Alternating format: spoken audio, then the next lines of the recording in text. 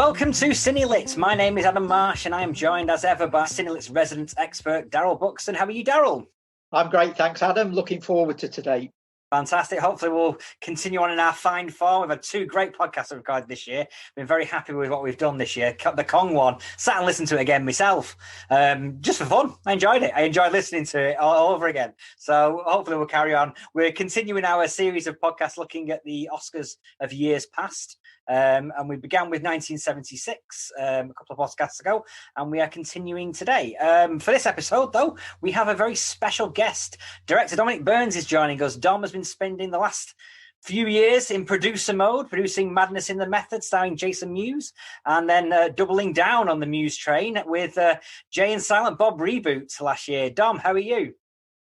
Here to break the streak, mate. Break the 2021 streak. Sorry.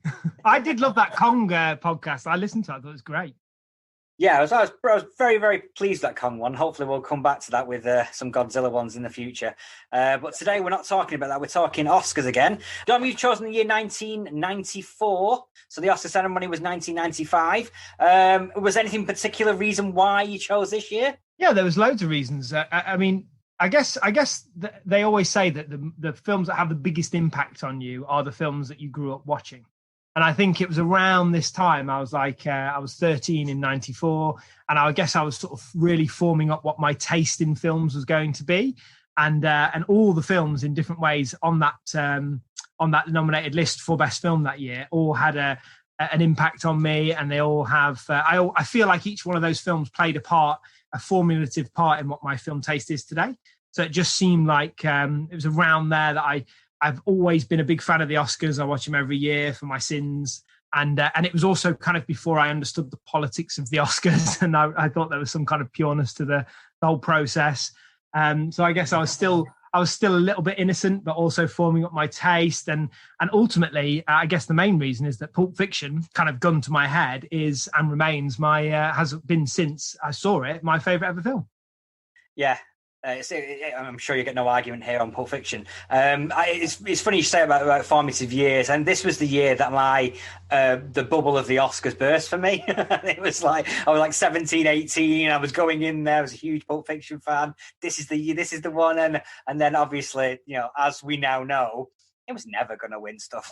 It was never going to beat other films of itself that year. So, and that's a trend that's continued and was there before. So it burst my Oscar bubble this year. But I did, at this time, I was watching pretty much everything released. I was like, 17, 18-year-old film fan, sat in my bedroom watching Alex Cox's Movie Drome and loving movies, So I saw absolutely everything that year. And I think I saw all of these films on release. So it was good. So I'm perfectly happy to go back to that 20 odd years ago to revisit. Cool. Yeah. So should we start with the winner? So in potentially one of the more surprising Oscar wins of the year, Forrest Gump swept the board, beating Shawshank Redemption, Pulp Fiction, 4 Weddings and a Funeral, and Quiz Show. To win the Best Picture Oscar, and it also garnered Best Actor, Best Director, Best Special Effects, Best Adapted Screenplay, and Best Film Editing as well. So he didn't just win one; it swept the board. Where do we want to start with Forrest Gump? Dom, seeing as though you've chosen the year, you pick your potato on this one. How are you defending this one? Because it is a controversial choice for winning the Oscar. I feel like I'm being teed up here, boys. There was a vote taken, I think, 20 years later, and they looked back at different Oscar years and asked Academy members if they would vote differently now, and they overwhelmingly voted to vote Shawshank Redemption as the best Oscar winner that year. Well, I mean, first of all, I guess there's 2 parts to my Forrest Gump answer. Firstly, do I think it was the best film of that year? No. Do I think it was one of the best 5 films of that year? No. I think there's numerous other films that could have been on that list. But I think that Forrest Gump is probably the most divisive film I've ever known. I've never known, people either absolutely love it and defend it vigorously or can't stand it. And I must admit, I love it. I am a fan of it. I mean, the problem is that despite my loving it, I don't think it had any business winning the best film. So it's a difficult kind of balance to, but I think it's, I thought it was incredibly original. very brave of Hanks to take that on and just go for it in that manner, because it could have gone very, very, very wrong for him. I thought, I remember seeing it, and I loved the way that it incorporated historic events into the time. Like, I just bought into it. I enjoyed it. What can I tell you?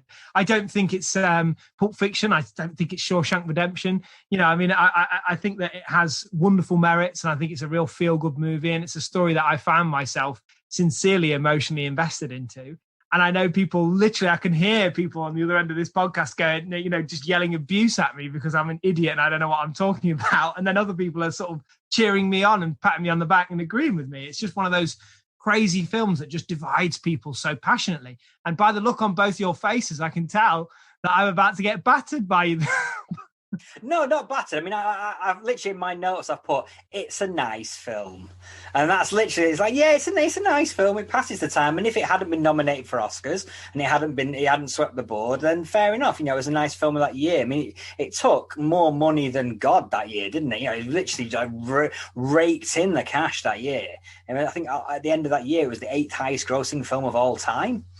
You know, something like it was in the top 5 or 6 or something like that, Star Wars being above it, you know, that kind of stuff. So it was a massive success. It was the box office hit of the nominations that year.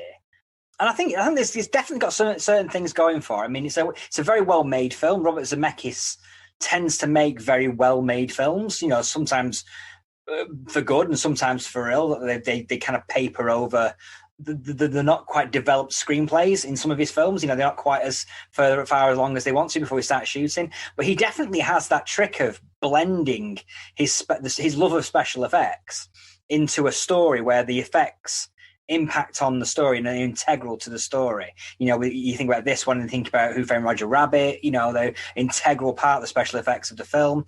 And then obviously later on with his motion capture love with things like Polar Express and Christmas Carol, you know, he carries on with that kind of, he makes it an integral part of the story. So he tends to get those movies where it's not just a special effect to make the scene more special effecty.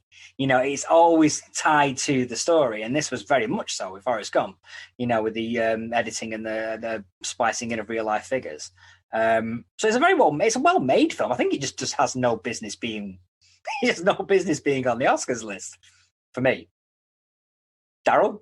But I tell you what, Joey, just to very quickly jump in, if you think about it, much like, I mean, I haven't really compared it to that many other different best film lists, but if you think about Shawshank Redemption, Pulp Fiction, and Forrest Gump, are all going to be films that are going to be remembered by, I bet you anyone of any age has either, if they haven't seen them, I bet they've all heard of those films. It was a year of like very, very, very memorable films. And I don't think that's just because it was a formative year for me. My girlfriend's 10 years younger than me. She's seen all of those films and has an opinion on all three. You know, it's an interesting year for films that really stand out. So Forrest Gump definitely tapped into some sort of feeling in the popular culture, feeling in the air of 1993, 94. Definitely there was something about that movie, and maybe it's the homespun American values kind of thing, you know, coming out of the sort of like greed of the 80s and that harking back to sort of like a simpler time and a simpler person, you know, that kind of thing. Maybe that tapped into something there. And obviously, I mean, you know, life's like a box of chocolates kind of line will live forever, but you know, it took so much money, it was always going to live forever. It didn't need the Oscar to validate that either. Yeah, I think Dom's onto something here. With there are these sort of benchmark movies that came out in '94, and I'd add Four Weddings and a Funeral to the list as well, and say I think 4 of these 5 films are ones that have got that sort of longevity, and you could tell that right from the time when you were watching them, when you were sat in the cinema watching these films back in '94. You sensed you were watching something, whether you thought they were good or not didn't really matter. It was you did sense from the word go, these are important movies, these are going to last, these are resonating with the audience. You can actually tell that with the people sitting around you, you know, and it's happened. I think you know, as you say, even people that haven't seen these films have heard of them and know lines from them and know the important scenes from them and so on.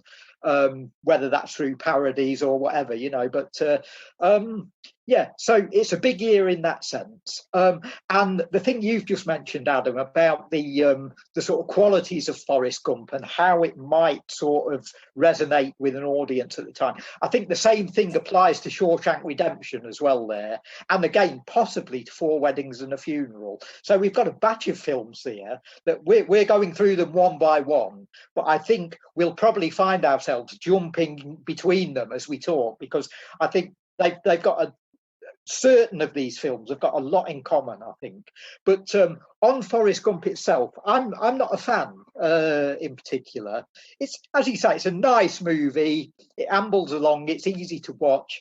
But I think if you want to get picky about it, you can. There's scope to do that. And my sort of main thing with it is that you guys have just you've very pointedly given us your ages at the time when you watched these movies. I was older than you guys at the time then, and sort of twice your age, and I'd already seen a few movies that had been based on this same sort of plot structure, and this idea of you've got this sort of bumbling figure who almost accidentally stumbles into important or significant events and occasionally has an influence on those events. And it all stems back to Voltaire's novel from, I think, the 1750s or 1760s, Candide, which is where this sort of story structure and this whole sort of plot line stems from. There was a movie in the 60s written by Terry Southern, starring Ava Owlin, called Candy, which had a big name cast of sort of supporting actors, people like Marlon Brando and so on. And that was the first movie that I saw that sort of tried to update the Voltaire novel.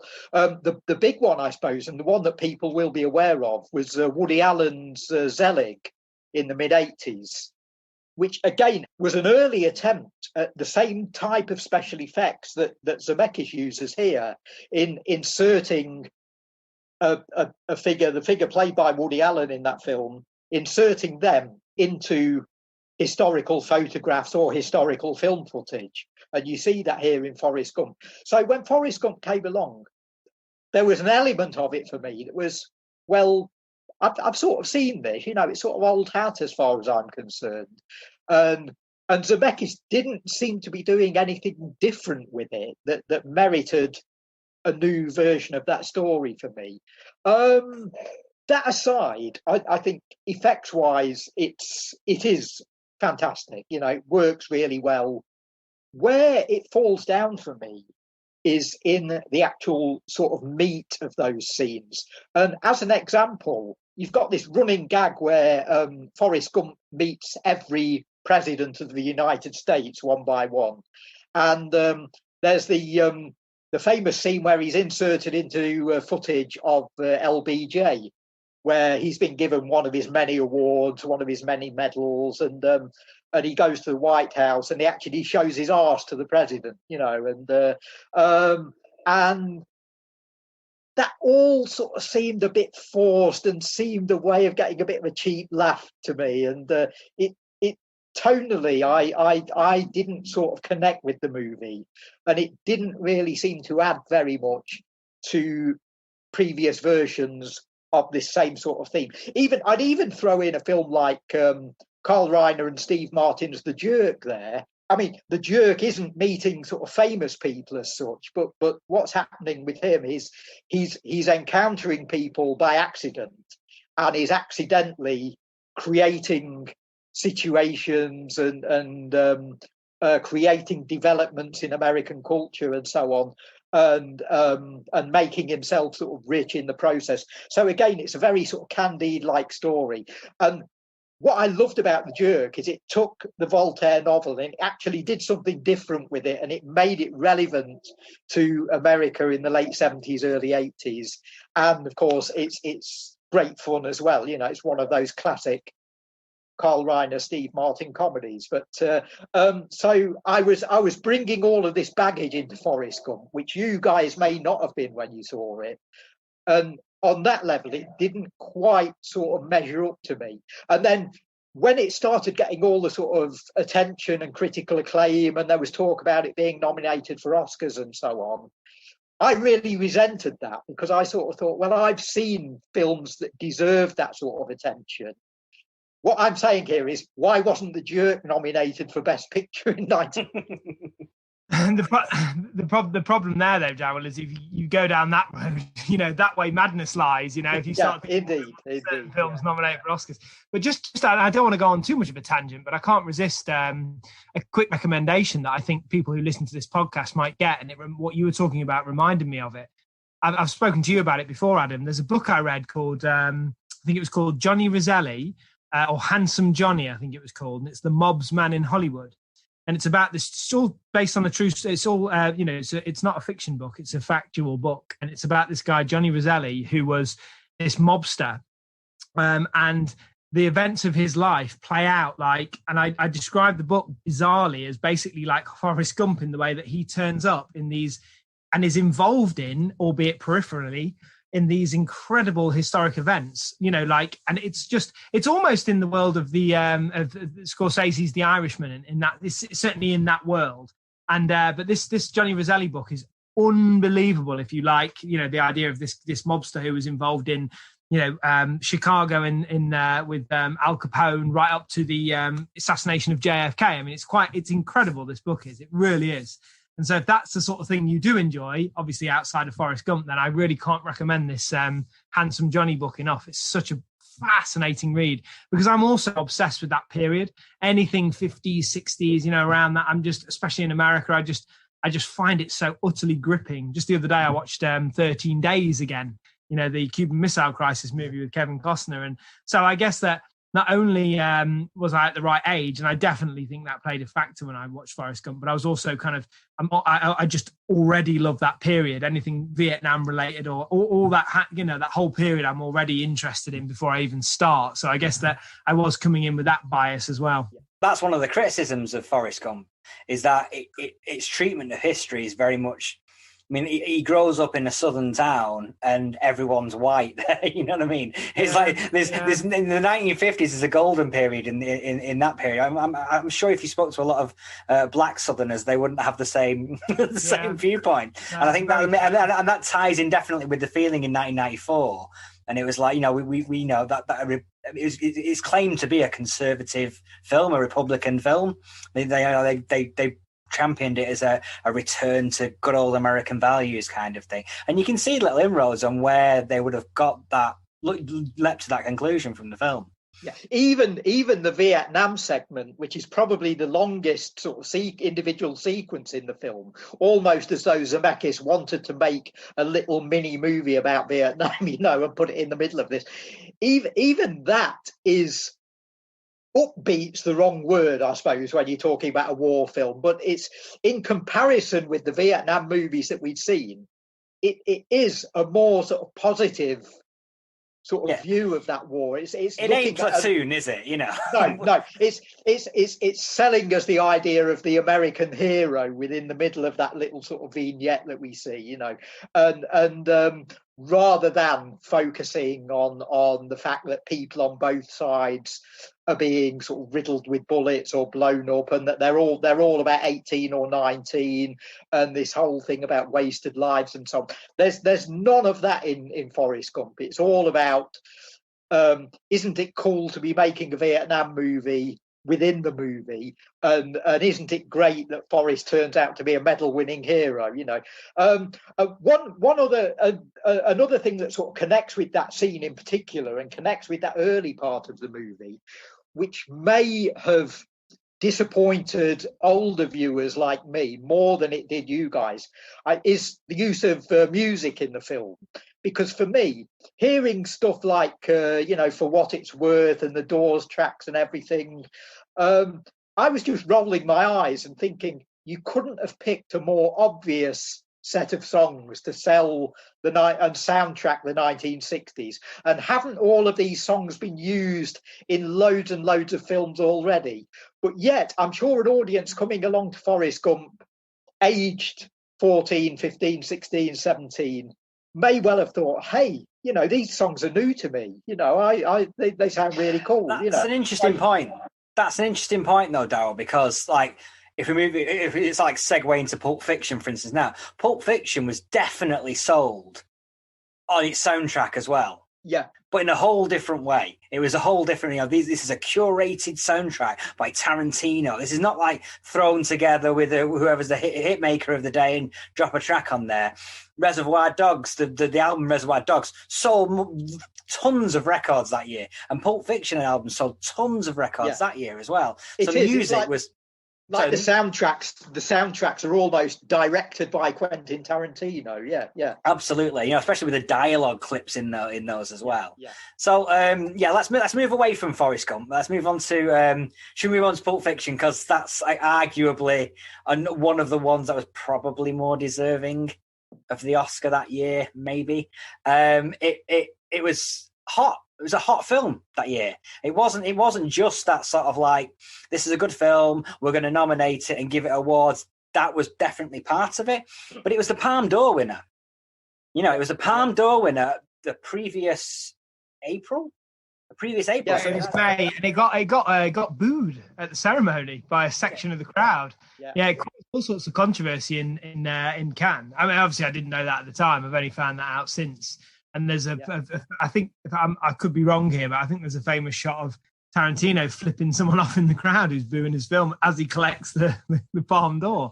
But it had that kind of that's one of the many things I love about it, because it had that kind of fuck you, I don't care. This is me, and this is who I am, and this is what I am. And it was like, for me, it was, began that my understanding, at least, of that independent movement of like, we're going to make the films we want to make. And again, I'm a huge fan of Kevin Smith's Clerks. Obviously, I've got one hand to work with Kevin and produce his movies and be part of that universe. And this was the year that 94 was the year that Clerks was released. And, had done the same thing. There was Kevin Smith and Rodriguez and Soderbergh and obviously Tarantino and just all these incredible voices, Richard Linklater, and just voices I've gone on to just follow the careers of and love. And I think that Pulp Fiction, there's something about that movie, the attitude, the feel. I mean, Daryl mentioned the soundtrack of Forrest Gump. I mean, I was a big fan of 50s, 60s music growing up. So there was I actually did love the Forrest Gump soundtrack, but it wasn't like I knew all the songs. Whereas Pulp Fiction, a lot of the songs in Pulp Fiction I was just getting introduced to. I bought the soundtrack. I bought the special edition soundtrack. I listened to the dialogue over and over and over, because I couldn't see that film in the cinema. I couldn't get in. So I had to, I just had clips, and I eventually bought, like, I don't know if you remember back in the day, you could get a VHS copy, but before you could buy a VHS copy, Tarantino's movies were the first movies I ever saw that you could actually buy an HMV. You could buy a rental copy, and the box was double the size, or not double, but significantly bigger than a normal size VHS. And obviously, like, a video shop would buy a rental version, which was like 70, 80 quid, I think, so that they could rent it out and rent it out and rent it out. But they weren't generally on sale in HMV. You had to wait another 3 or 4 months for the normal VHS copy. But the demand was so high to get hold of Pulp Fiction, they actually sold a rental version of Pulp Fiction. People could actually go to HMV and buy the actual rental version themselves, just so they could own it. It was just I was just desperate to get anything that I could get hold of. And the soundtrack, I still listen to the soundtrack now. It just blew me away. I mean, I don't even know where to start with the film. I mean, I was a Travolta fan going in, but then Travolta had disappeared off the radar. No. He hadn't disappeared off the radar. He was doing talking baby movies. He was doing talking baby movies. He didn't just go off the radar. He was rescued from doing talking baby movies. I'm just trying to think. I'm pretty sure I'd seen Samuel L. Jackson in Jurassic Park. But I was aware of him from Jurassic Park. I'd probably seen him in other films before that, so I knew Samuel L. Jackson from Jurassic Park, but I'd obviously never seen him playing this type of character. I knew Harvey Keitel. I was just, the film just, I don't know, just everything about it just blew me away. And it was the first film really where I was like, I always knew I wanted to be in movies. I always knew I actually wanted to act originally. But Pulp Fiction, when I saw that, I was like, well, that's it. I'm now going to dedicate my life to getting into this business somehow, because it just, everything about it just blew me away. I still think it's got the funniest sight gag that made me laugh more than any other film, when he shoots Marvin in the face. I mean, I thought I was going to fall off the seat laughing. You know, it's just so funny and so out of nowhere. And then the arguments that they're having when they're doing these like ridiculous tasks, like mopping up a body, and they're just falling out and completely forgetting the fact that you know, it just, the whole thing was just nuts to me. And I'm well aware since that Tarantino's influences are far and wide, and sometimes, you know, it can be argued that, you know, his influences were quite closely lifted and put into Pulp Fiction and into his work. But what I will say about Tarantino's work is that, you know, when you're watching a Tarantino movie, you know, if for some reason I'd been in a cave or whatever and I wasn't aware that Tarantino had made a new movie and it was just on the TV playing, I feel like I would know that it was the Tarantino movie. He has a style, he has a unique style, and I just absolutely love it. You know, I love it. And Pulp Fiction is, now, funnily enough, I know when, as you said earlier, Daryl, I know we'll probably flick between all the films and we're focusing on Pulp Fiction, but even though Pulp Fiction is my favourite film ever made, Shawshank Redemption is probably my second favourite film ever made. And were you to ask me which film I think should win the best film at the Oscars, I would actually say Shawshank Redemption. Yeah. This is why you've picked 1994 as the year, Dom. We could see all your favourite films came out that year. Well, I think that, and I'll explain that a bit more when we get onto Shawshank Redemption. Sure, yeah. But yeah, Pulp Fiction was, I think, is a perfect movie. I think it's original. I think it's fresh. I think the cast are incredible, all on absolute blistering form. The dialogue, the cinematography, the music, everything about it, I just think is pure class. And I love every frame of that movie. It's definitely a step up as well. It's not just a case of like, oh, no, everyone's finally discovering how great Tarantino was. Reservoir Dogs was a very good movie, but it was a very good genre crime film. Whereas with this one, it was still a crime film, but there was much more of an art house sensibility about this. There's much more about, actually, there's an auteurism to this movie that probably wasn't as much there in Reservoir Dogs that there is in this one. Obviously, the structuring like a novel becomes part of Tarantino's style going forward. He comes back to that structure again and again. And he definitely was let loose on his influences. Like you said, with this movie, I think more than potentially any of his other movies, he manages to blend that what's him and what's his influences and make them work for each other better in this movie than any of his other movies, I think. Yeah. You know, he's not just lifting the scene from City on Fire so he can have it at the end of Reservoir Dogs and just playing it with his characters. He's doing something different with it. He's bringing those influences and making those influences work for his film. I've always said about Tarantino, he's always got his critics who carp at him, and a lot of them, I think, people who say they hate his films, I think are just jealous that he sort of got in first and is doing what they would like to do. You know, he's become the sort of movie geek that made it, and I think there are a lot of movie geeks out there that haven't made it who sort of almost resent the fact that one of us sort of climbed out of the pile and got to where he got. Now, I don't see him as ripping off other movies. I've always equated it, and I did right from the start, right from seeing Reservoir Dogs. I actually compared this with what you were seeing in rap and hip hop in the 80s. I think he was the first person to do sampling in film. I think he did steal scenes from other movies, and he openly admitted it. But what he was able to do was, as you say, Alan, recreate those scenes with his own actors, but importantly, stick them all together, lace them together, and make a coherent plot out of doing that, in the way that somebody might take a Jimmy Page riff or a drum pattern from a James Brown record, stick all that together, get a rapper or a crew performing over the top of all that and making a sort of killer 80s track. You know, Tarantino's doing that in movies, and he was the first guy to do that. It was like a new breakthrough in film.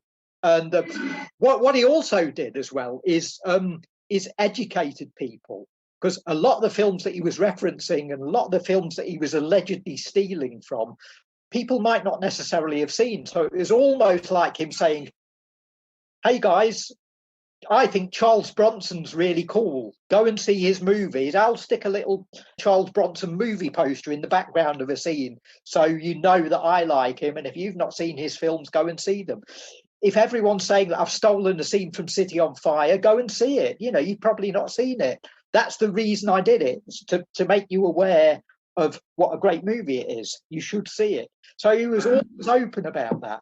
I think the thing is I don't at all buy into the fact that he stole from other, and I don't think anyone really takes that seriously, to be honest, the notion that he was stealing from other films. I really don't. I think that his work is scrutinized so closely because he's got so many fans and his work is so high profile that inevitably there is comparisons drawn to where his influences came from. And I think that any filmmaker in the world who hasn't, is anyone who's writing, anyone who's directing, anyone who's making a movie is always going to be drawing from things that have influenced them, things that have inspired them. And if you look at Spielberg, he lifts direct shots and no one's talking about him being, no one's talking about him stealing stuff off other movies. He's just openly influenced by the things that that he's passionate about. And I know you've met Tarantino, Daryl, and I don't mean to, I'm not genuinely not trying to sound name droppy here, but I've had the privilege of meeting Tarantino numerous times, and his passion is so infectious. It's unbelievable. I remember, can't remember if you were there, Adam, when we were in Cannes one year and we got to see Pulp Fiction on a beach. Now, anyone who's been to any of these kind of screenings where you get the filmmakers or the actors introduce a screening, then more often than not, what will happen is, and I've done this myself, so I'm not, just to be clear, is that the director or the actor will go in, introduce the film, and then will slip out the back when the film starts. They might walk up the red carpet and do the press and do the interviews and then slip out the back, which is fair enough. You've seen the film enough times. You can't, sometimes you just can't face it and through it again. I remember when we watched Pulp Fiction in Cannes, Tarantino rocks up with Travolta and Uma Thurman and Harvey Weinstein and Lawrence Bender, I think, might have been there. I can't remember now. It was chaos. And not only did he introduce the film, he was engaging with everybody, and then he sat down and watched the whole thing with us, and bought everyone pizza and was laughing and just being part of it. He lives for what we live for, And I feel like his passion just spills onto the screen, and then he just takes his passion and shapes it into exactly what he wants to shape it into. And these happen to be some of the most exciting films I've ever seen, some of those interesting, fascinating films. And sometimes they're influenced off other movies, and sometimes they're unbelievably original. And, the way he fucks with... I don't know if I can swear. Can I swear? Don't worry, we're talking about 4 Weddings and a Funeral bit, so there'll be swears. Okay, cool. The way he messes with history in some of his more recent films. In case you hadn't noticed, I'm a huge fan of Tarantino. I think he's absolutely incredible. And Pulp Fiction remains my favourite of his films, because it's my favourite of any film. But no, just to clarify, in case I didn't mention it a couple of times, I don't buy into the fact that he's stolen from other films. I feel like he is massively influenced, sure, but I think what filmmaker isn't? What he does is he expertly laces his influences into his own storylines. I think he carries that off really well. But, it's very difficult to write anything that is sincerely, genuinely original. And in all fairness, that's when you see something original. That's why it makes such an impact on you. And I felt that watching Pulp Fiction just felt unbelievably fresh, unbelievably original, and still to this day has an impact on me. And I still get, as crazy as it sounds, but this is how passionate I am, I guess. When I put Pulp Fiction on now, I still get butterflies, genuinely. Even if I just put it on the DVD and just watch it now, that's how much it had an impact on me. It just blew me away.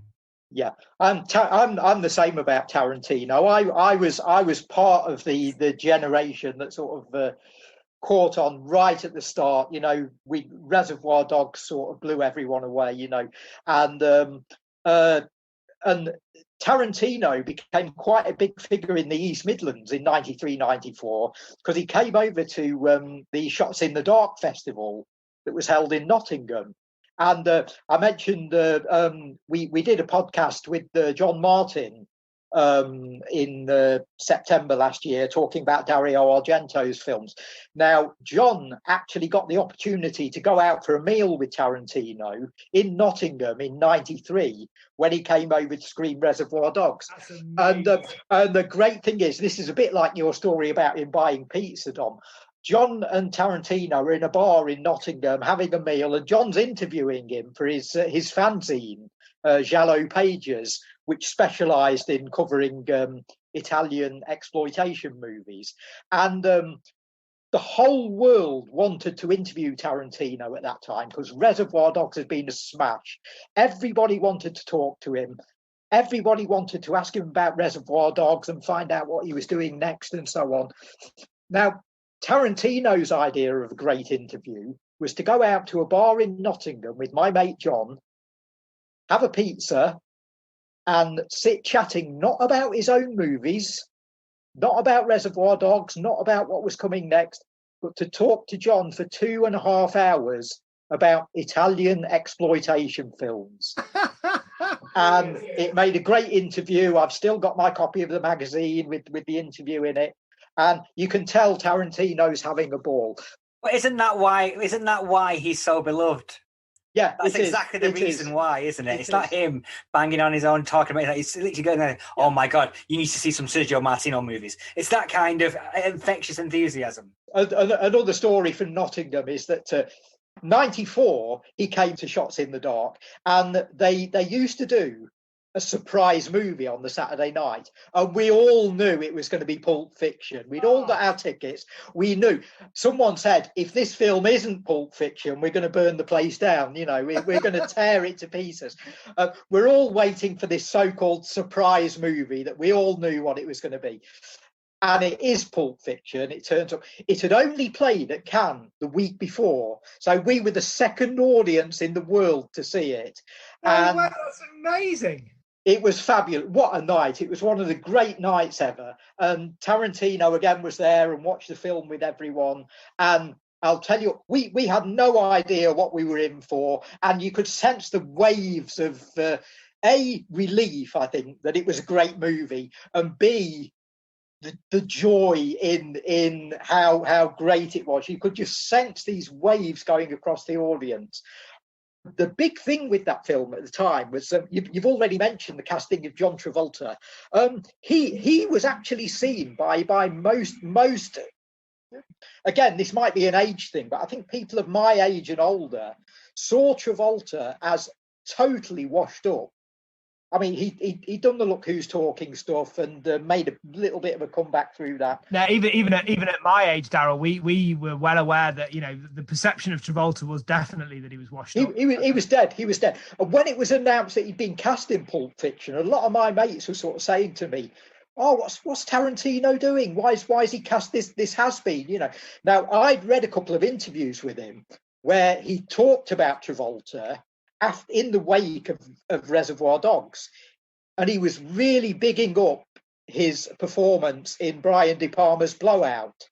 And so when the news was announced that Travolta was cast, I didn't bat an eyelid, because I thought, I've seen Tarantino say in interviews that John Travolta is his favourite actor of all time. And so a lot of other people were, why is this has-been? Why is this guy that we don't like cast in the lead role in Tarantino's new film? And I just said, wait and see, you'll find out. And boy, did they, you know. It's a fascinating thing with John Travolta, because he's obviously got terrible taste in films, personally, because every time he gets control over his career, he just tends to just drift off into nothingness, really. Yeah. And he almost turned down Get Shorty, like a couple of years after, whatever. Yeah. After he was on the high, he almost turned down. Tarantino told him to take that role. Obviously, Tarantino being a huge Elmo Leonard fan and would go on to do Jackie Brown based on an Elmo Leonard book. You know, he's take the role. You'll be great in it. It'll be fantastic. You know, and lo and behold, he was, and it was great. Yeah, because I know the studio were desperate for Tarantino not to cast Travolta, weren't they? They were absolutely desperate. I'd say studio. Well, he was box office poison. He wasn't just seen as box office poison. He actually was. You put him in your movie, it's going to die, you know. And Tarantino, luckily, had got enough power through the impact of Reservoir Dogs and through doing the whole interview circuit and promoting himself, that he seemed capable of overriding that and saying, I'll put whoever I want in my movie. And thank God he did, you know. But because it was Keitel, wasn't it? Harvey Keitel that got the Reservoir Dogs finance, wasn't it? Yeah, That's right. And Keitel enabled Tarantino to make the film he wanted to make with Reservoir Dogs. Yeah, I mean, you got to. I mean, believe me, I know that. I mean, when fighting against the system to get your movie made and sticking to your guns is just unbelievable. I mean, the pressure he must have been under. Yeah. Fair play to him for holding his, but Reservoir Dogs went through about 15 different Sundance script writing labs. It received a bit of funding. He'd gotten to the point where that screenplay wasn't going to get any better. It was like this is going to go now, and it's a great screenplay. It's a hot screenplay. To perfection. Yeah, exactly. So, I mean, Keitel, he would have got that funded. If it wasn't Keitel, someone else would have come on board for that screenplay, I think. There's funding and funding, though. There's funding where other people are still going to be pulling the strings, and there's funding where you can go out and make the movie you want to. And I think he got the second of those. Well, I'm going to direct this question to Daryl because I think Don's made his opinions very explicit on this. Does it hold up? Oh, man, does it? Oh, insanely so. Gets better and better and better. The thing I thought about as I was watching this, and it occasionally crosses my mind, it's like the scenes that I absolutely adored when I was 18, 19, they're still great, but they're not the ones that I come back to. And I'll tell you what, the scene that I always come back to now, and I always think is just a great scene. And at the time, I just thought it was a filler scene. And, Tarantino's renowned for doing dialogue for dialogue's sake sort of thing. There's no point to this dialogue scene. It's just cool dialogue. But it's a scene with Bruce Willis's character, Butch, and Maria de Meredos's Fabienne character, where she's just talking about wanting a pot belly. That scene. It makes me realize that when Tarantino wants to, he can do subtle layered dialogue. And that scene, all about her wanting to have a baby with Butch, subtly fed in with this, I want to have a pot belly. Wouldn't it be great if I had a pot belly? I was a normal woman, normal this, normal that, but just with a perfectly formed pot belly. It's like, it was just really cleverly done. And that's the scene that I keep coming back to as I've gotten older and older. And I think that shows how rich these films are and were and always will be. The Tarantino movie that really gets panned for what is seen as excessive dialogue is Death Proof, and I think in time even that is going to be judged in that same way. I think people will be coming back to those dialogue scenes and saying, oh, we can see what he was doing now. So mark my words, maybe in 25 years that'll be seen as the great film it really is. I'll put it in my diary. We'll revisit Death Proof in 25 years' time. So boys, what before we move on, what's in the case? The script to Kill Bill. Yeah. Well, all I can say is, coming back to this influence thing, it's clearly a rip-off of the end of Kiss Me Deadly from the 50s, and you never quite found out what was in the case then, other than it caused the end of the world. I think it's Marcellus Wallace's soul. I don't think it matters. I've heard that said. It doesn't matter. That's not the point. Yeah, you should never ask. Yeah, whatever it is, it's the most important thing in the world. Yeah, you should never ask Tarantino. But I think it's one of those things where it's like it ultimately doesn't matter because it's the effect it has on characters. Yeah. It's not what it is itself. It could be a brick in a case, Yeah. It is. But it's fun. It's fun kicking around theories, though, right? Mm. Oh yeah. So obviously this didn't win Best Oscar, and as you were saying, Daryl, earlier before we started recording, when the ceremony was going and the Best Original Screenplay was announced, and Tarantino and Roger Avery get up there to accept. Everyone knows at that point that's your lot. That's what you're getting. Yeah. So, but there was that sort of like, and then that kind of feeling of like, well, the film's been nominated. That's your win. That resonates throughout the years. And with this movie, it did feel to me as an 18-year-old, maybe naively so, but this was the one that was going to buck the trend.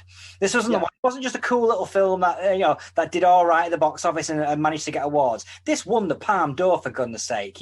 This was riding a wave of American independent cinema that was sweeping across Europe, getting kudos at Cannes Film Festival. So you'd had like Sex, Lies and Videotape won the Palme d'Or in 89.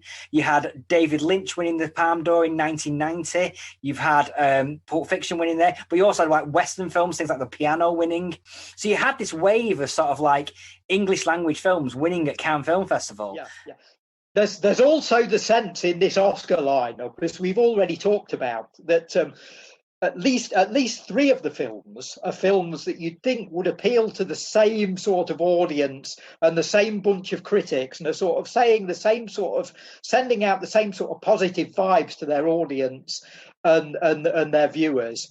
And there was this sense that Pulp Fiction might just slip in under the radar, and that Shawshank Redemption, Four Weddings and a Funeral, and Forrest Gump might have a bit of a split vote.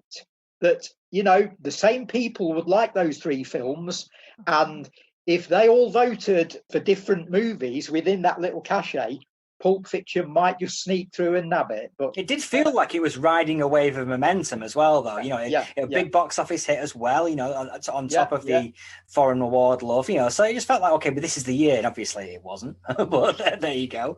But shall we move on to one of the other ones? Where do you want to go to now, Dan? I don't mind, mate. Do you want to go Shawshank Redemption? Why not? Yeah. Why not? Yeah, Shawshank Redemption then. Interesting one, because it has become arguably the greatest film of all time. They say, yeah. So they say. Nobody went to see it when it came out, though. I know, because I did in a virtually empty cinema. I think this film and Quiz Show in some ways do symbolise the impact that Jaws had on cinema and those blockbuster cinemas. Because all through the 80s, you had these blockbusters being released. And this came the year where you could no longer do a platform release in cinema. Shawshank was released on a platform release. Quiz Show was released on a platform. Both of them died at the box office. Got great critical acclaim, just didn't manage to land with audiences. It got to the point by this point in the early 90s where you couldn't platform a film. Everything had to go in one weekend hit.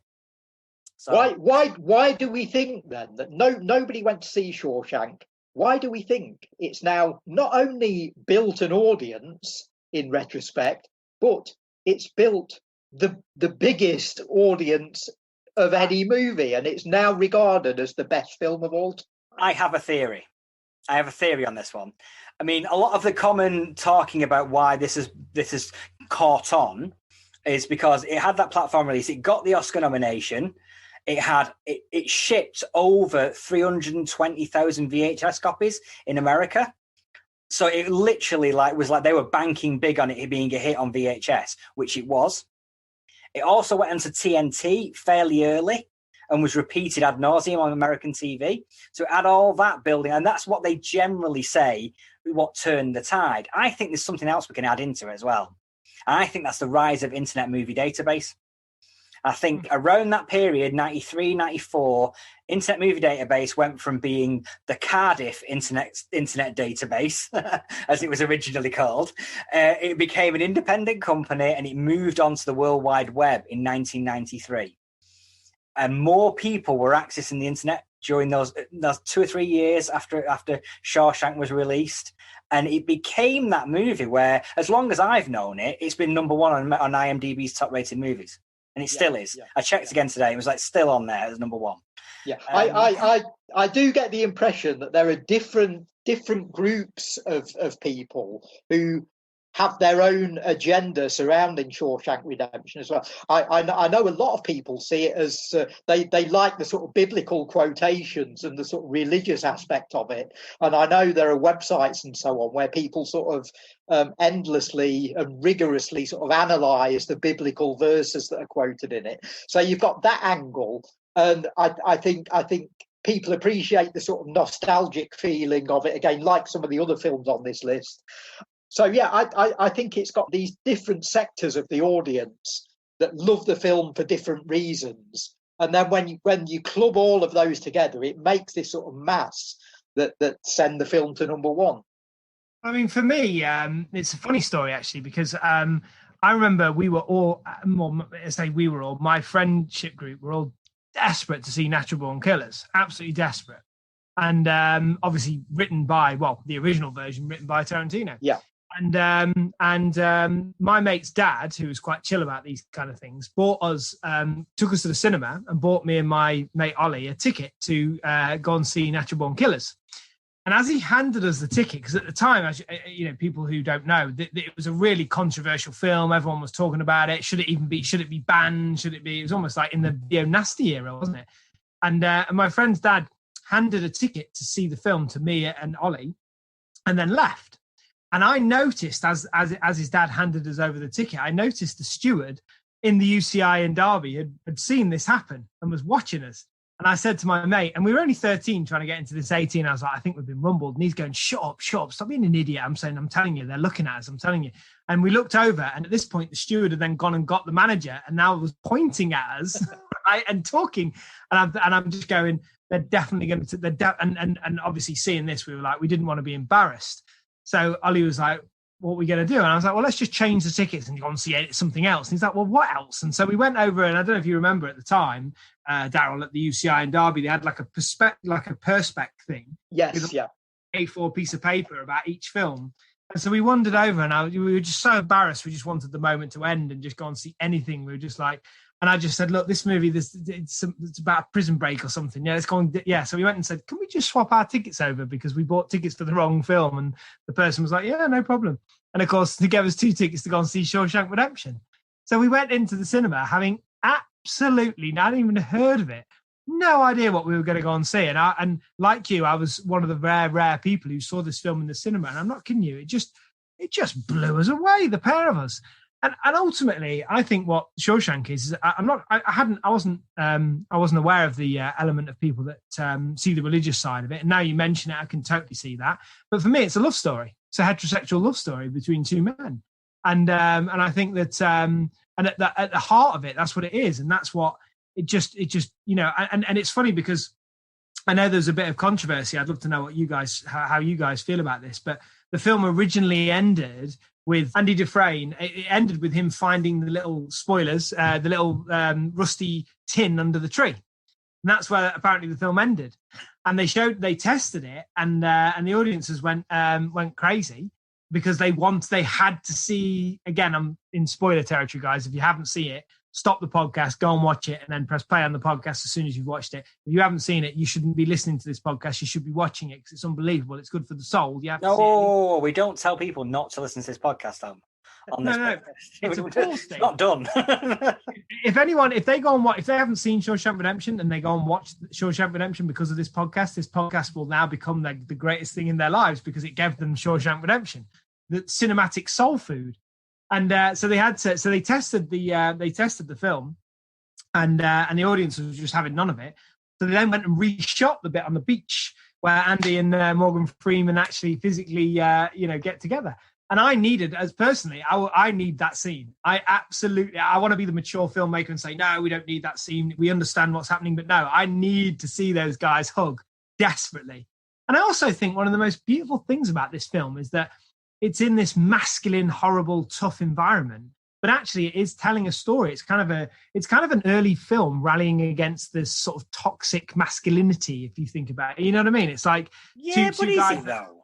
I think it is. Because it's guys in love with each other, but they're not in like romantic love with each other. They're just so, it's a male love story, but not, without the sexual element, if you like. And I think I think it's powerful and important. No, it is. I just meant the edgy, harsh surroundings of the cinema's nicest prison, because it's quite a cushy prison, really, comparatively. Well, I'll tell you what. I don't know Jesus. It's not but comparatively in cinema terms, you're not talking like a Prophet or anything like that. You know what I mean? Yeah, I agree, Adam. Yeah, it's one of the films. I love the film, but it's one of the elements of it that just sort of niggles at me is that it does look like a nice place to be. They're able to set up this massive prison library and all this, and you barely see a prison guard in like whole waves of the movie. Even solitary confinement, even the hellhole. I just totally seems to be a place where you can sort of spend 2 weeks of reflection. What? It seems like a nice place to be. Daryl, I agree with you like 90% of the time. I couldn't disagree more. It seems like I can see what Adam's getting at here. I do agree with him.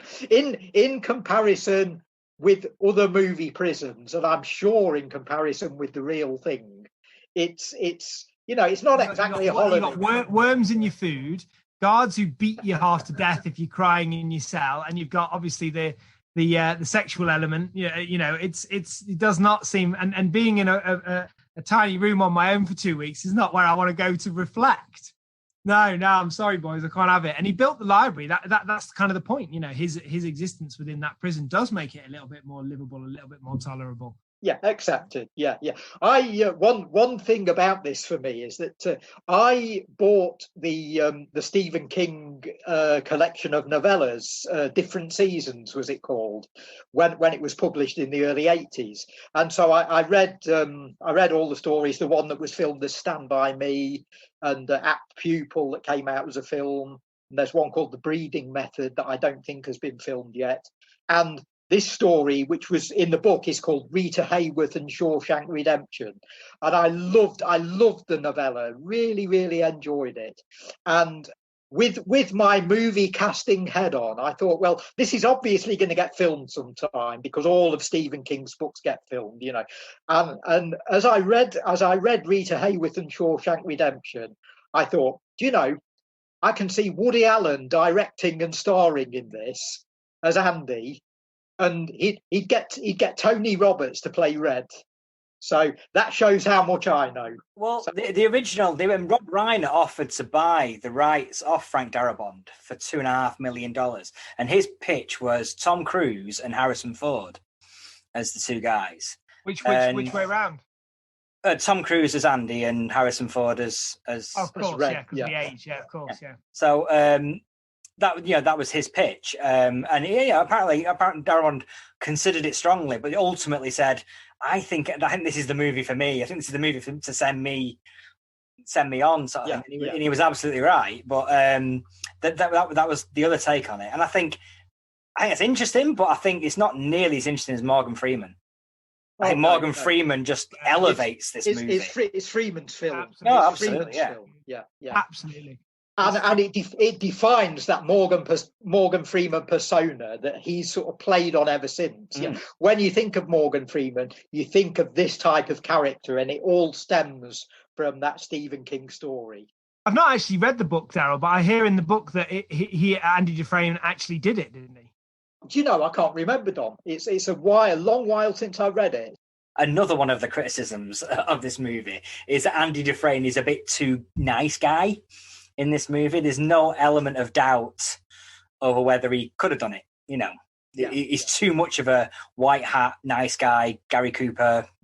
But then because of that, on the upside of that, doesn't that make you root for him all the way through the film? Possibly, but he's relatively bland as a hero in that respect. That's possibly the intention. I think the makers want to build up Freeman as the conscience of the movie, and they want him to be the character that you're watching. So Andy is more of a cipher. That's also the point that he's an introvert, isn't he? Because the judge makes the comment at the start that that he's came across so cold, and that's why you can believe that the jury and the judge believe that he did do it. Yeah, because he does have that, because he's an introvert, and he does have that kind of almost, you have to pierce through the shell to get to know the man, and I feel like the film does that, because at the start I agree with you, he does come across that kind of almost slightly standoffish, but I feel like his arc, as we warm to him, as the film warms to him, as he becomes one of the gang of friends, and that's I think it takes a little work to get to know Andy, but I'm willing to do it, and every time I like where it starts and where it finishes. But I completely 100% agree with you both that it's Morgan Freeman's film. He's the heartbeat of the movie, absolutely. We mentioned Frank Darabont, the director, and this was his big sort of breakthrough movie. he's only sort of sporadically worked since then. He's not made many films since then. But interestingly, of course, he's done what he himself describes as his Stephen King prison trilogy, because he made Shawshank. He then filmed The Green Mile, which is sort of King's semi sequel almost, or in the same ballpark prison movie. And then Darabont filmed The Mist, the King 50s style horror science fiction thing, which again is about characters trapped in a particular setting, not in an actual prison, but trapped inside in this case a supermarket that they can't get out of. I love that movie. And it's great. It's so good. And Darabont has directed all three of those. And again, we're linking films together on this podcast, and I think he's linked those three films together within his career. I think they'll be the three films that he's remembered for. Well, I think he's always had that link with Stephen King. He was one of the first Dollar Babies, wasn't he? Yes, he was. Where he licensed the rights to a Stephen King short for $1. The Woman in the Room. Really? Yes, and he Oscar nominated. In the early 80s, and that got him into a writing career with Charles Band, and he co-wrote Nightmare on Elm Street 3 with Chuck Russell.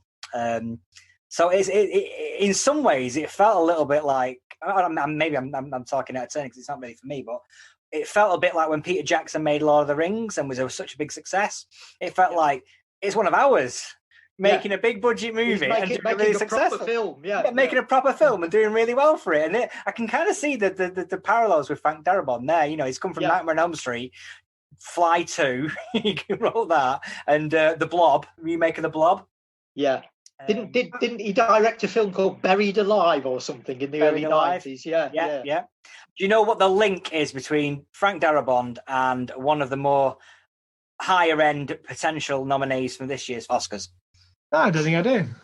He co-wrote the early draft of The Rocketeer, which was co-written by Trance's writers, Paul DeMeo and Danny Bilson, who also wrote The Five Bloods last year. So, there you go. If you want your nice little weaving of Oscar links, there you go. I love that. Brilliant. So it's a masterpiece, isn't it? I mean, as much as I'm finding elements to niggle at, and maybe it's 20 minutes too long, and all those kind of things that get leveled at it, it's still head and shoulders above the majority of films made. Yeah.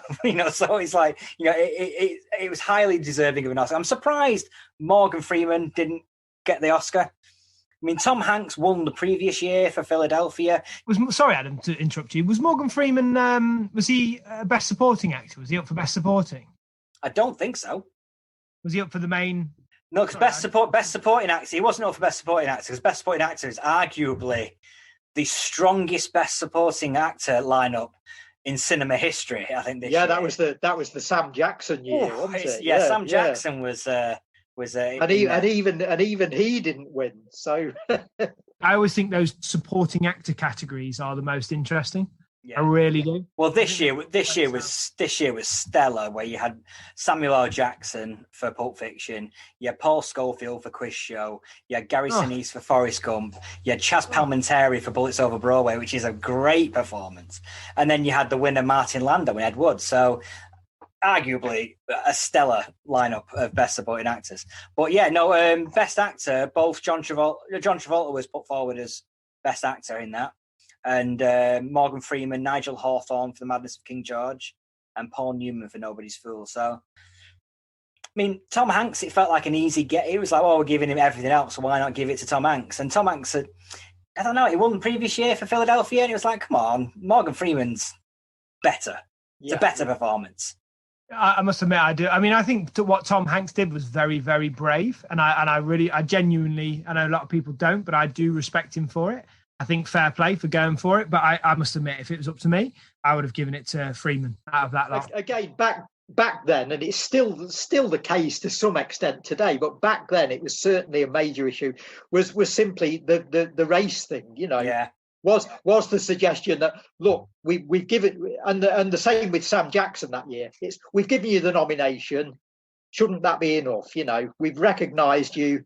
but you're not going to actually take an award home with you. Yeah, it's like I said at the start, isn't it? That, you know, this was my innocent years before I understood the politics. You know?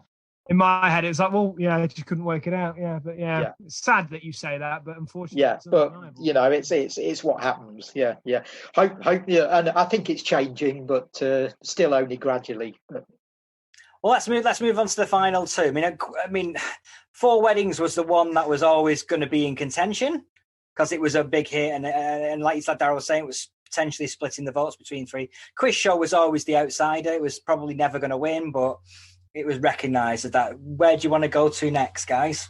Yeah. Well, I'll talk a bit about Quiz Show, which I don't think this meant much to audiences outside of America, and I'm not sure it even meant a lot to audiences in America, because you know it's a film about corruption on a 1950s American TV show, and I can't see that as being great source material for an exciting movie. And the film does just sort of lie there for me. It never sort of elevates itself. For me, it never manages to sort of convey much excitement or drama out of the sort of source situation. I think with Quiz Show, it's one of those interesting things where they were trying to get it to represent the sort of like end of innocence in American TV and film and culture, you know, in the 1950s, early 60s, where, you know, we were on the doorstep of Vietnam. America was not going to be the American dream, and it wasn't going to be the white picket fences anymore. That had gone. Nixon was going to happen in the next 10, 15 years. So they were trying to harken back to that point where it actually went. Where was it? Where American values finally went.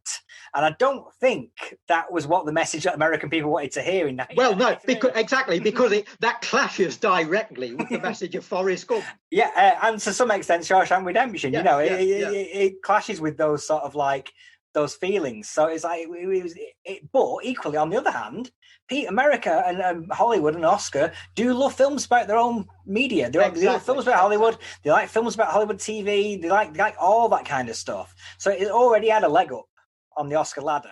Well, I'll tell you, for me, I really loved Quiz Show, and I had no idea about any of the bigger picture issues or what it was trying to say, or wasn't trying to say, or what it was, you know, failing to say.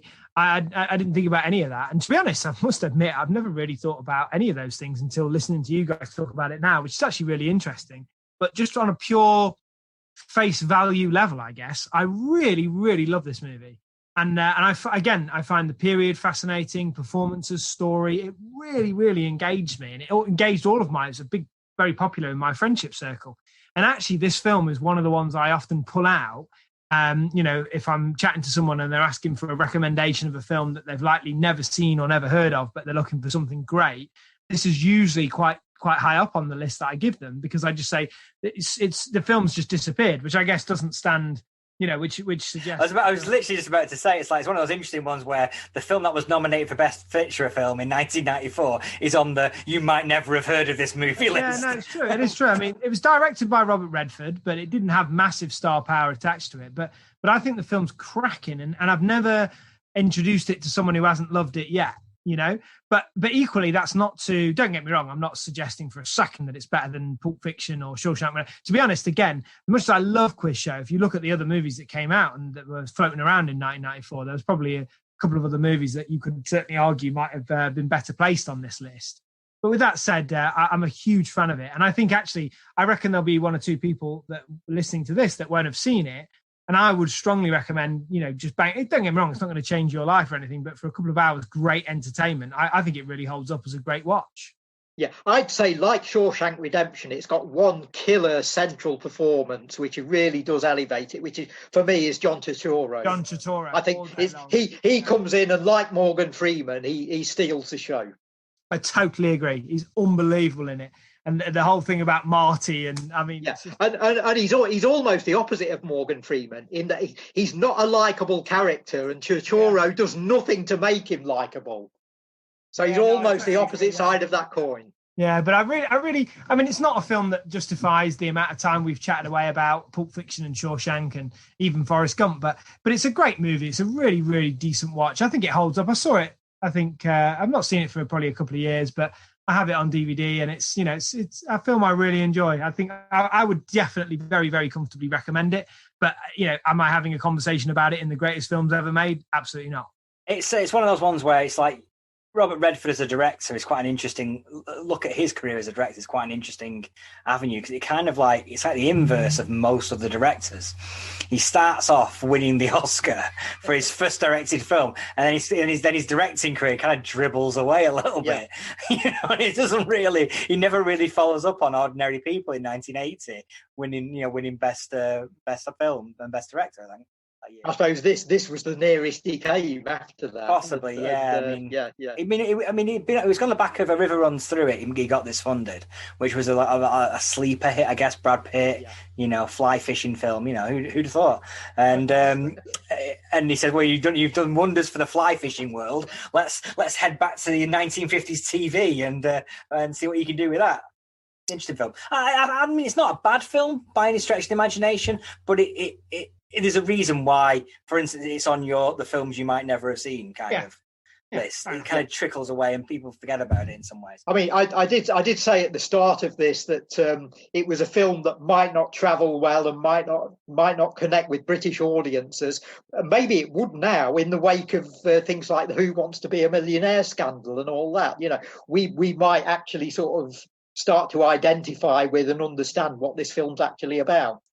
Yeah, because the setting and the period and the way that TV was made back then and the whole thing, I think people would. I think it's really, really quite interesting, and it is a glimpse behind the curtain, and it's obviously a glimpse of the seeds, as you say, of things like the How to Stop Being a Millionaire scandal. I think there's loads in there to be interested by and like, and I think it's really, I think we're all pretty much on the same page that decent film, well worth a watch. Yeah. Not gonna change the world, So moving from a decent film, well worth to watch, to our final movie of this. And this is a movie where I am going to apologise because I will be swearing during this. 4 Weddings and a Funeral. I fucking hate this movie. Yeah. The first thing I want to say about it is if you watch it again now and watch the end credits, there are 4 words in the end credits that basically sum up everything I hate about what this film stands for. Is it Thank God It's Over? It's a credit. Aristocracy consultant Amber Rudd. I don't think many people knew who Amber Rudd was in 1994, but we do now. And I mean, she nearly became Prime Minister a couple of years ago. So imagine that. So yeah, she was hired to find extras for the wedding scenes, and she appears in it a couple of times herself, I think, as well. So yeah, it's got that whole sort of Hooray Henry sort of feel to it for me. It's just not. It's in Morrissey's words, it says nothing to me about my life. It's not about people that I can identify with at all. No, I mean, it's one of those movies that it's taken me 20 plus years and a stellar performance in Paddington 2 to finally be able to enjoy Hugh Grant on screen now. Yeah, so, yeah. Well, how good has he been in recent years?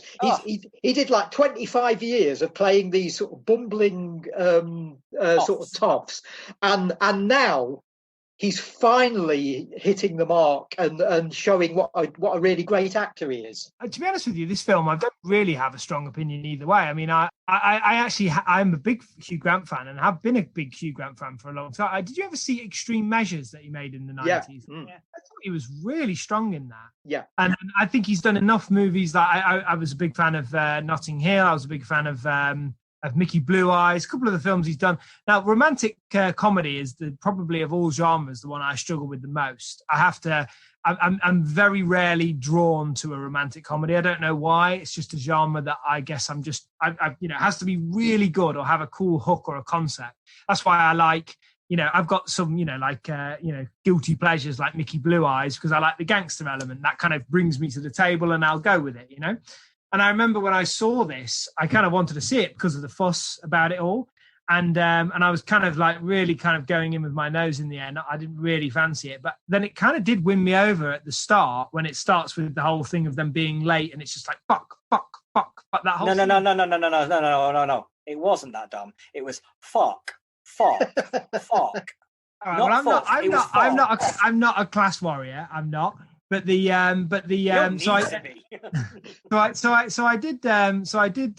enjoyed it. Although I've just written a film that is kind of a class warrior film. But so it did draw me in. The dubbing of Andie MacDowell drives me mental to this day. I mean, obviously they screwed up her sound and redubbed her, and I didn't know why it was. Didn't know what dubbing was when I first saw it, but I knew there was something wrong with her sound. And to this day, I now know what it is and what happened. And drives me nuts. But I didn't mind it. It definitely launched, put English names and put English people on the map, which it was nice to see in English people landing in America, and it kind of made the whole thing seem more attainable to me and more possible to me. So that kind of excited me. And I'd heard that Hugh Grant had studied in Nottingham, so it felt closer again, For me, it was different with that. When I watched that, I just felt like you can only make it in America if you're making the chocolate box vision of what America thinks Britain's like. I'm annoyed that this represents British cinema to a big portion of the world. Exactly. And so when a few years later, when Trainspotting came out and that was a hit, I was like, yes, that's much more like... That's much more of a better representation we want people to think of years of like period costume dramas with Helena Bonham Carter and Emma Thompson and those kind of movies. And then we had this, which was a modern day movie, which was practically one of those. And it just frustrated the hell out of me. There was that great Trainspotting quote, wasn't it? I think it might have been an Empire magazine quote when it said, "Raises a middle finger to Hollywood." Yeah. I always love. Don't get me wrong. I mean, Christ, Trainspotting is incredible. One of my favourite films. I mean, you start comparing it to Trainspotting and forget it. I mean, only in the depiction of British people, Granted, I understand. Don't get me wrong. I think probably what it was with me is that I was just too. I mean, I don't want to sort of like give that as an excuse, but certainly at that age, didn't even think about it. It didn't even occur to me, that type of thing. And I never came from money or anything like that. It just didn't occur to me. I think I just like, that's a rom-com. It was all right. I chuckled a few times. I like Hugh Grant. He's cool. Liked a couple of the other actors in it.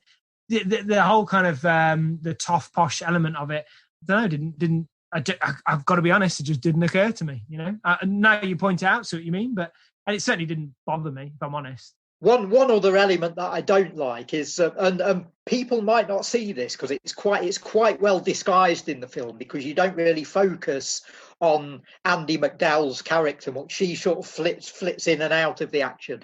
But you imagine, I think her character's very, very badly written and has a very, very poor character arc. You imagine if the film was about her. It'd be an absolutely ridiculous plot line. The things that she does and the things that happen to her and the whole thing about her getting married in the middle of the film and everything, it doesn't make any sort of rational sense. And if it were a film about her character, it would be ridiculous. And yet we're supposed to accept that as a character arc. I just don't buy it. But people don't see it because the film isn't structured to make you notice her.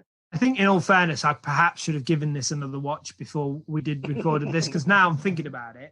Like, I mean, I could probably act out the other 4 films for you, but this film, I don't think I've seen it in 20 odd years. I can't remember that. I mean, it's just occurring to me now. I'm not even sure. Like, I don't know. I mean, I think one of those ones. It's got that element of like pathos that's written into it with obviously the funeral element, I guess, and that I think what allowed people to view it in a slightly more important manner than just another rom-com at the time. Yeah, a lot of people you speak to about it, if you mention the film, most people immediately mention, "Oh, isn't that W.H. Auden poem wonderful?"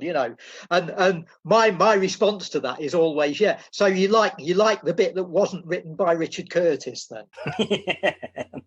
On that score, I think if there is a positive to the film, I think it's Simon Callow who just takes it by the scruff of the neck. And again, as we've already said about John Turturro and Morgan Freeman, here's a guy who just claims the movie for his own. Yeah, I mean, if this movie should have had any business being at the Oscars, it was for his performance. Yeah. It's just unfortunate that as we've already said, it was arguably the best supporting actor lineup of years, so he wasn't in with a shout there. We've talked about other films being in the ether around that period. Is there anything that we should have been nominated? Yeah, we've mentioned it briefly already, but Ed Wood, I think. I love that. Yeah, Ed Wood's a great movie, yeah. And it's almost surprising it wasn't nominated because, as you were saying, Quiz Show got the nod, possibly because Hollywood loves movies about the entertainment industry. And Ed Wood was just sitting there waiting to get that particular nod, and the Quiz Show sort of beat it to the punch, really, in that respect. But I think Ed Wood's a better film than Quiz Show. Yeah. It's actually about Hollywood or the fringes of Hollywood more than it is about. It's about filmmaking more than it's about TV. And so in some ways, it's surprising it didn't get more attention from the Academy. Ed Wood's great. Yeah, I can't disagree with that. Ed Wood's a fantastic film, great performances, cool story. I know we're talking about best film, but I would have loved to have seen, and I know I'm biased, but I would love to have seen Clark's get a bbest original screenplay nod. Yeah. Nomination, not. I don't think it should have won it. In a better world, it was good enough to get a Best Picture nod. That was never going to happen with a film like that. But no, and you think about like aristocracy and Hollywood aristocracy. I guess Robert Redford was always going to get the nod over Tim Burton. Yeah. Making a movie about possibly one of the seediest directors. But I definitely agree. I mean, I think Ed Wood is a better film than Quiz Show. It's a great film. And I think it probably, certainly in the, if you look at the sands of time, it's Ed Wood's definitely held up and certainly more incorporated within the zeitgeist than Quiz Show. Yeah. No, I don't disagree with that at all. I think the one that Madness of King George, probably having 2 British films in the Best Picture was a no-no. So, it was 4 Weddings or Madness, and that was it. There was no thing here. That's probably one of the other ones that was in the ether at the time. He was nominated for performance, wasn't he? Yeah, he was nominated for Best Actor, yeah. Boys, obviously Speed, come on. We're in an era now where they're actually nominating more than 5 movies. Now, I think if that had been the case then, Speed might have just snuck in. It's not as crazy a shout as you think, is it? No. I guess if it was a year where more nominations were going to be, I think The Lion King would probably have snuck in for Best Picture. Yeah, nowadays, yeah, and when animated movies are much more treated seriously. Well, it would have won its own Oscar in the animated category now, wouldn't it? Well, it would, yeah, but even aside from that, it probably would have snuck into Best Picture as well, I think. I guess that's the other ones I can think of. I think is some interesting elements from the Oscars that year. Peter Capaldi won his Oscar. Yes, Future Malcolm Tucker and Doctor Who for his best short film, Franz Kafka's It's a Wonderful Life. Yeah, very good too. Very good too. Yeah, that's an interesting one. And a previous victim of one of our other podcasts, when we was discussing the Kong podcast, Jessica Lange finished her rehabilitation after the horrors of King Kong, the 70s remake and career explosion at that time, recovered by winning Best Actress this year, A Blue Sky. Yeah. So, it was a long 16, 17 years for Jessica, but she finally got the kudos she deserves. Lovely. Unless there's anything else, we'll call it a day there on 1994. Yeah. Are we going to pick a winner ourselves before we go? I think, is it unanimously going to be Pulp Fiction for us or what? Dom's already said Shawshank. Yeah, I'm going for Pulp Fiction. So you've got the casting vote, Adam. I have to go for Pulp Fiction. Hang on. I'm not. I said, hang on. I've got to jump in first. For me personally, Pulp Fiction is my favourite film, but I think for a best Oscar winner, I think that Shawshank Redemption, I do think Shawshank probably was the deserved Oscar winner, as strange as that sounds. Is it because of what you think Oscar would realistically vote? Like Pulp Fiction's got too many swears in it. I think it's because the best film at the Oscars generally, and I don't think this is But I just think if you took 100 people of different ages, different backgrounds, different races, and you showed them all Pulp Fiction and you showed them all Shawshank, I think the majority probably would enjoy Shawshank more. And I think that's kind of what the Oscars is representing in a sense. I know it should. I disagree with that, actually. I disagree with that wholeheartedly, because I think if you put 100 people in front of 4 Weddings and a Funeral, that'll probably get more votes than Shawshank. If you put 100 people in front of Jurassic Park, or you put 100 people in front of Star Wars, or something like that, some sort of like, or Titanic, for instance, I think it would.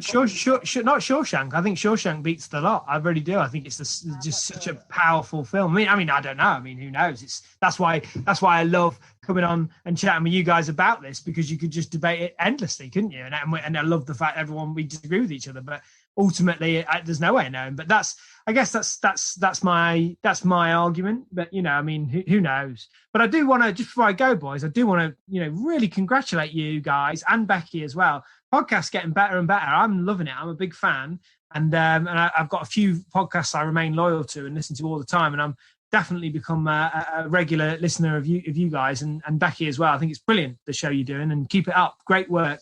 Getting me through this bleeding pandemic, I tell you, boys. It's great. Really good show. Cool. Thank you very much. Thanks for that. I'm sorry to break the streak this one, but I'm sure they'll be back to form next week, guys. I'm telling you, don't worry about it. We can always blame 4 Weddings for the breaking of the streak. Cool, lovely. Thank you very much. We will be back again in a couple of weeks' time for another podcast. Until then, enjoy, and thank you again to BFI and to Quad for supporting this podcast. Their support really makes it possible for us to do these as regularly as we are doing them. So hopefully you're enjoying them, and we will speak to you in a couple of weeks' time. Enjoy. Bye.